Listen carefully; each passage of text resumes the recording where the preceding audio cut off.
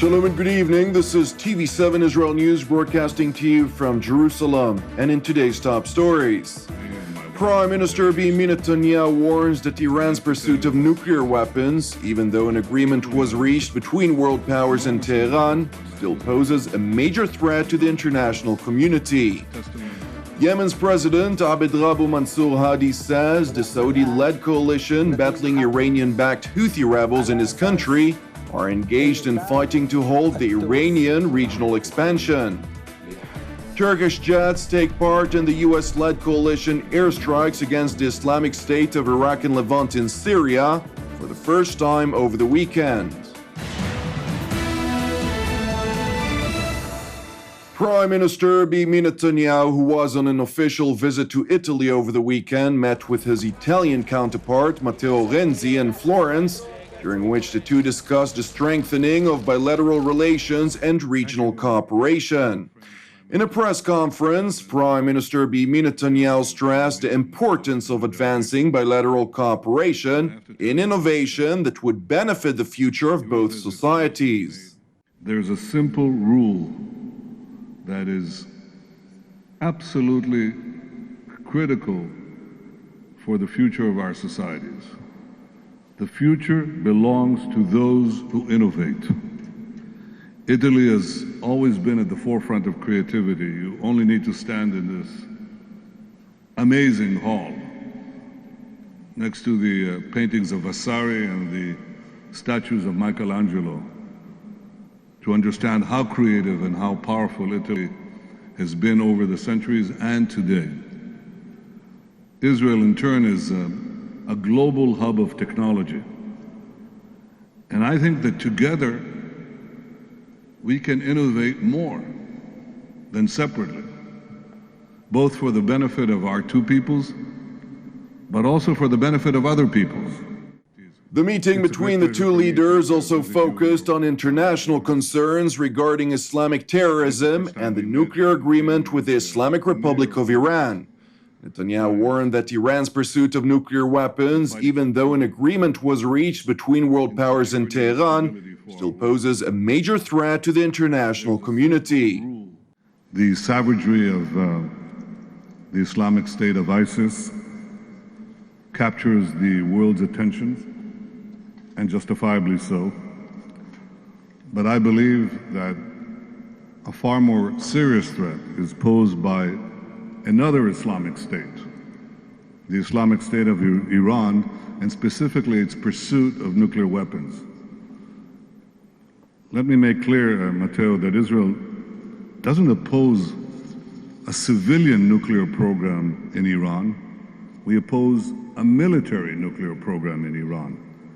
And regrettably, the deal with Iran allows it to keep an expanded and a formidable nuclear infrastructure that is completely unnecessary for civilian nuclear purposes, but is entirely necessary for the production of nuclear weapons.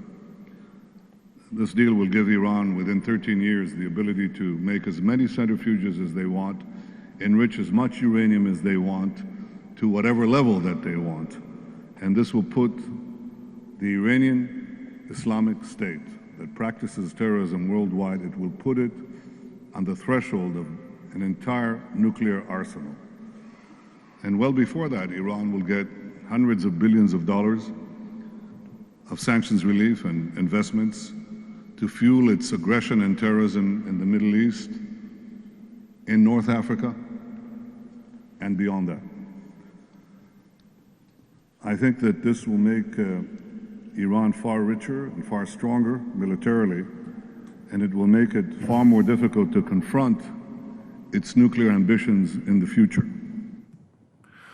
With regard to the growing influx of both illegal migrants to the European Union as well as refugees, Prime Minister Netanyahu called for an increase of security in the Mediterranean Sea to combat what he referred to as a great tragedy and a great challenge. Now, in other news, Yemen's President Abd-Rabbu Mansour Hadi said the Saudi-led coalition battling Iranian-backed Houthi rebels in his country was engaged in fighting to halt the Islamic Republic's regional expansion. The Yemeni president, who is in exile in Saudi Arabia, was speaking during a visit to Sudan over the weekend, which is a member of the coalition against the Yemeni rebels. ونحن الآن نقيد حرب على أساس إيقاف التوسع الإيراني في المنطقة. التوسع الإيراني موجود الآن في العراق، في سوريا، في لبنان، وعندما دخل الحوثي إلى صنعاء قال أنه احتل العاصمة الرابعة في الوطن العربي. The Iranian-backed Houthi rebels seized Yemen's capital Sana'a last September in what they called a revolution against a corrupt government, following which they seized much of the country. Saudi Arabia, which is considered to be the main regional rival of the Islamic Republic of Iran and the most powerful Sunni Muslim country in the region, has launched an offensive against the Shiite Muslim rebels to push back what they see as a spreading Iranian influence in their backyard. The ongoing conflict in Yemen has thus far claimed the lives of more than 4,300 people, many of them civilians, and spread disease and hunger in one of the Arab world's most poorest countries. Now to another matter, Turkish jets took part in the US-led coalition airstrikes against the Islamic State of Iraq and Levant in Syria for the first time over the weekend. Turkey agreed last month to open its strategically important air bases to the coalition, but has been reluctant to play a leading role in the fight against ISIL, fearing a backlash. The Turkish operation over the weekend followed a technical agreement with the United States on the 24th of August about Turkey's role in the campaign against the Sunni Islamists who control large swaths of land in Syria and Iraq. Commenting on the latest strikes, Pentagon spokesman Peter Cook released a statement commending Turkey for its participation in the coalition efforts to degrade and ultimately defeat the Islamic State. Now to Israel's western neighbor, where Egypt announced it will hold a long-awaited parliamentary election in 2 phases starting on the 18th and 19th of October. وتجري عملية الانتخاب في دوائرها خارج جمهورية مصر العربية يومي السبت والأحد الموافقين 17 و18 10 2015 شهر 10 2015 وتجرى عملية الانتخاب في دوائرها داخل جمهورية مصر العربية يومي الأحد والاثنين الموافقين 18 و19 10 2015.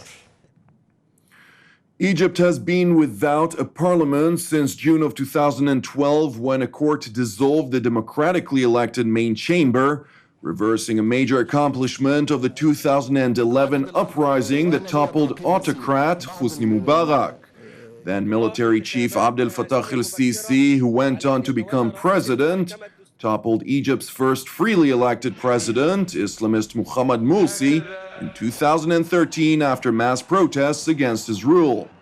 The Egyptian army then announced a roadmap to democracy in Egypt, the most populous Arab state and close ally of Western powers. That announcement was followed by the toughest crackdown on Islamists in Egypt's history. Security forces killed hundreds of street protests and thousands were arrested. The government says the election is proof of Egypt's commitment to democracy. Thank you for watching us. Keep praying for the peace of Israel and the peace of Jerusalem. I'm Jonathan Hassan of Erev Tov and Shavua Tov. We will see you again tomorrow at the same time.